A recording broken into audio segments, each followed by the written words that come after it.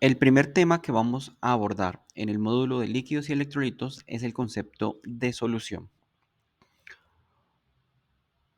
Una solución química es una mezcla que se forma al combinar dos o más sustancias a nivel molecular o iónico. Lo que realmente caracteriza a una solución es que esta mezcla sea homogénea. Una solución es una mezcla homogénea. Además, una solución no implica una reacción química. Cada componente puede coexistir sin alterar o cambiar la composición química del otro elemento. Que sea una mezcla homogénea implica que sus componentes no se diferencian, no se distinguen, no se separan, no los diferencio. Cuando yo veo una solución, en esa solución no logro diferenciar los componentes individuales que forman la mezcla. A eso se refiere el término homogéneo. Por ejemplo, aquí estamos viendo dos tipos de mezclas. En el primer caso, si mezclamos agua con tierra, terminamos viendo las partículas suspendidas en el agua y al cabo de un tiempo ellas se separan. El agua se separa de la tierra, haciendo que la tierra se sedimente y se deposite en el fondo del vaso. Lo que tenemos aquí es una mezcla heterogénea. Por definición, una mezcla sí es homogénea. Por ejemplo, al combinar el agua con el azúcar. Cuando mezclamos agua con azúcar, va a llegar un momento en el que el agua se disuelve junto con el azúcar. Y ya no podemos ver los cristales de azúcar. Ya no puedo ver dónde quedó el azúcar. Y al pasar un rato, al pasar el tiempo, permanecerán de esta misma manera sin separarse, sin distinguirse. A esto se le conoce como mezcla homogénea. Las soluciones pueden ser líquidas, sólidas o gaseosas. Una solución puede ser sólida, por ejemplo, el bronce, que es una aleación de cobre y estaño, o puede ser gaseosa, como el aire, que contiene nitrógeno y oxígeno principalmente. Cuando vemos el aire, no puedo distinguir el nitrógeno del oxígeno. Eso es una mezcla homogénea. Eso es una solución. Y por otro lado, tenemos eh, las soluciones líquidas. Por ejemplo, la conocida agua con sal. Si disolvemos agua con sal, al cabo de un momento, los cristales de sal, al disolverse en el agua, dejan de ser visibles y terminan convirtiéndose en una solución homogénea. Una solución química se compone principalmente de dos partes. Un soluto, que es la sustancia que se dispersa o se disuelve en el medio y se encuentra en menor proporción. Es importante resaltar que el soluto se encuentra en menor proporción, mientras que el solvente o disolvente es la sustancia que disuelve al soluto y el solvente se encuentra en mayor proporción.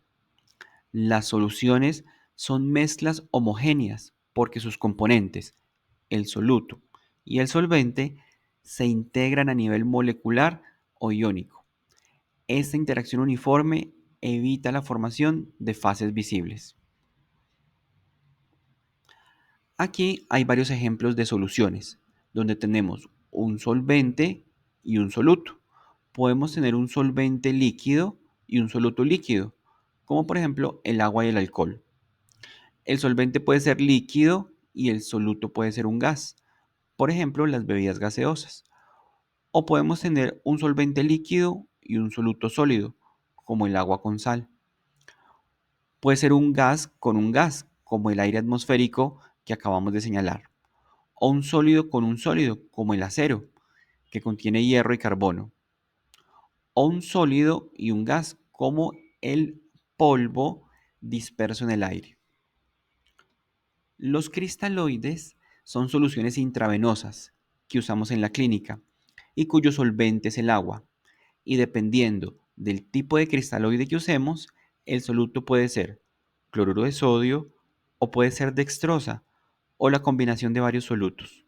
Por ejemplo, un cristaloide de manera simultánea puede tener potasio, sodio, lactato o cloruro, todos de ellos, todos ellos diluidos en agua.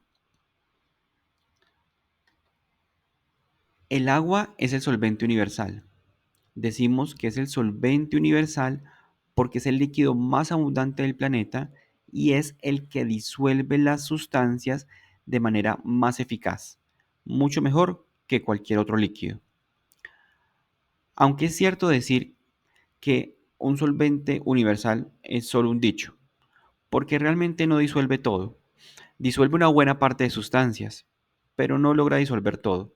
Por ejemplo, no es capaz de disolver aceites, grasas o plásticos, pero sí es el líquido con mayor potencial para disolver otras sustancias. El agua tiene varias características fundamentales, pero dos son muy importantes para entender por qué es llamado solvente universal. Las moléculas de agua son polares. Las sustancias polares son aquellas que tienen un extremo positivo y un extremo negativo y pueden interactuar con otras moléculas polares que también tengan un extremo positivo y un extremo negativo. El agua tiene un lado con carga semipositiva y tiene otro lado con una carga seminegativa. Es como un pequeño imán. En la imagen estamos viendo el oxígeno, aquí representado. Aquí está el oxígeno, que le confiere una carga negativa a la molécula de agua. Y por otro lado estamos viendo un hidrogenión y el otro hidrogenión, que le confieren una carga positiva a la molécula de agua. Para efectos prácticos, el agua tiene un lado positivo y un lado negativo. Las moléculas de agua forman puentes de hidrógeno que son uniones intermoleculares débiles que se forman por la atracción entre el hidrógeno con carga positiva, este es el hidrógeno, los hidrógenos con carga positiva y este es el oxígeno con carga negativa. Esos puentes de hidrógeno se forman entre el hidrógeno y el oxígeno de otra molécula. Aquí estamos viendo el oxígeno de una molécula interactuando con el hidrógeno de otra molécula de agua. El oxígeno siendo negativo, confiriéndole una carga negativa al agua y el hidrógeno confiriéndole una carga positiva al agua. Ellos dos se atraen y forman puentes de hidrógeno. Gracias a esta polaridad, las moléculas de agua se atraen fácilmente entre sí. Los enlaces entre ellas, los puentes de hidrógeno que se forman entre ellas, se pueden romper y formar en fracciones de segundo. Constantemente se arman y se desarman. Constantemente se forman y se rompen. Esto explica las características líquidas del agua. Las sustancias que pueden formar soluciones homogéneas con el agua son las soluciones polares o las sustancias iónicas. Las sustancias polares son las que tienen un polo positivo y otro negativo como el agua. Aquí tendrá un polo positivo y por otro lado tendrá un polo negativo. Y las sustancias iónicas son aquellas que están formadas por un catión con su carga positiva y un anión con su carga negativa. Cuando estas sustancias entran en contacto con el agua, lo que va a ocurrir es que el polo negativo del agua se va a unir con la carga positiva de la sustancia. En esta imagen me están mostrando cómo la partícula de sodio, que es un catión con su carga positiva,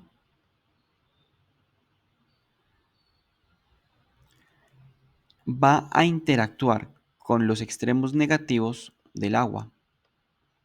Los extremos negativos van a rodear al catión y van a interactuar con él.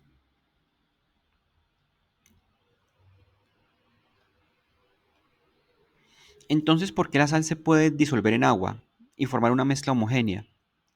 Porque cuando nosotros tenemos el cloruro de sodio, vemos que ese cloruro de sodio es una molécula iónica con una carga negativa, que es el cloro, su anión, y una carga positiva, el sodio, que es su catión. La carga positiva, el catión, se va a unir con los extremos negativos del agua.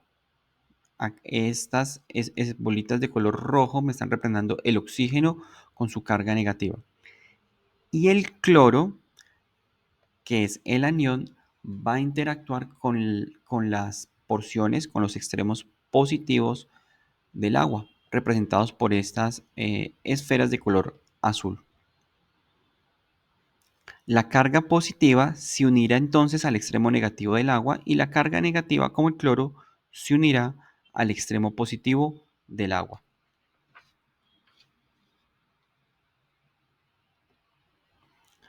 El cloruro de sodio, que en estado sólido es un cristal, como lo estamos viendo aquí, se disuelve en agua.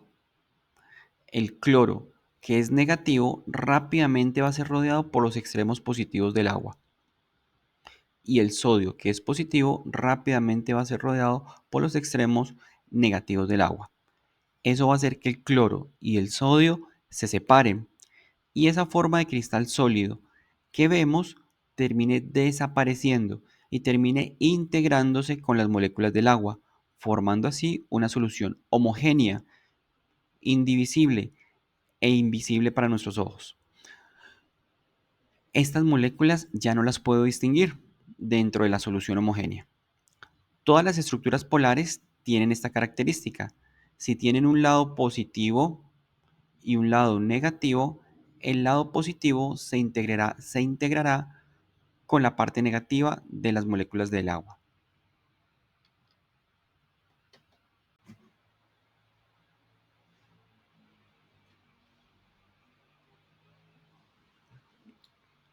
La glucosa es una molécula polar gracias a sus múltiples grupos hidroxilo que le confieren una carga negativa y esa polaridad le permite tener una alta solubilidad en agua. Estos grupos de la glucosa, los grupos hidroxilo, son los que le confieren esa carga negativa a la glucosa. Y eso permite entonces que la glucosa tenga polaridad, un extremo negativo y un extremo positivo. Por eso se disuelve también en agua.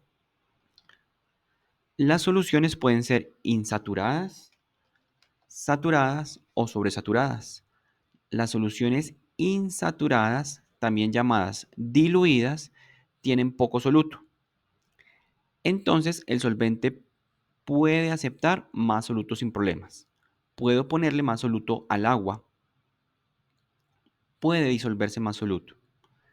Las soluciones saturadas no pueden disolverse, no pueden aceptar más soluto.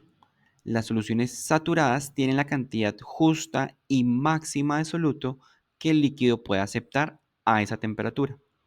Si se pone un poco más, el soluto ya no se disuelve y se precipita hacia el fondo. En una solución saturada hay un equilibrio límite. A ese solvente no le cabe una partícula más de soluto, está al límite. En las sobresaturadas, las soluciones sobresaturadas tienen más soluto que el líquido puede sostener de forma normal. Hay más soluto de lo que el solvente puede disolver. Esto hace que el soluto se precipite y termine formando sedimentos o cristales en el fondo del recipiente. A este tipo de soluciones se les conoce como soluciones sobresaturadas. Hasta aquí el primer tema del módulo. En el siguiente video estudiaremos los conceptos de mol, osmol y equivalente.